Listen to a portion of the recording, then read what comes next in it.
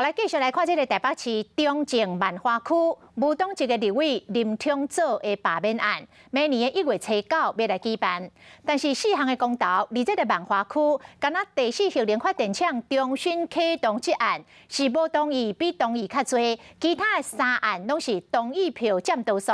那中正区是4项拢同意，讲看这个公投的结果对林昌佐真不利。 你自以前甲即阵，你有听中正万华区的百姓发言无？有无？无嘛？无等我来听你。好款南市场驻地会长林胜东当面呛声，无党籍立委林昌佐罢免案将伫明年1月初9投票。反对罢免的人会这个习惯性的在旧的制度之下，认为就是不投票就表示是反对。那我们现在就是不断的要宣讲，让大家知道说，如果你反对罢免，就是出来投不同意票。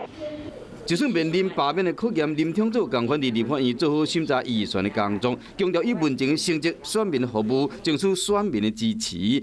不过4项公投案，敢若万华区伫中溪核实这案是无同意票比同意票较济，中正区更加是4个案拢同意，莫怪林昌佐会烦恼。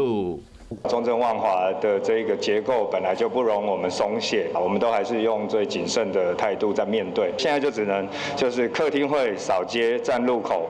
因为中正艋舺区哪里的基本盘差不多，第三世界民众党都可能影响选情，所以讲有人认为讲，那变合作这个案都可能通过。应该也不是说合作，大家就分进合集了，胜的机会就比较大一点。罢免案是不是投票率也会高？这个其实也是一个关键。从来没有来找过我们这些号称当事人，从来都没有听过什么消息。 林昌佐敢好多全新议题，也是成为历史上第2位予人罢免的立委，明年1月初9就知影。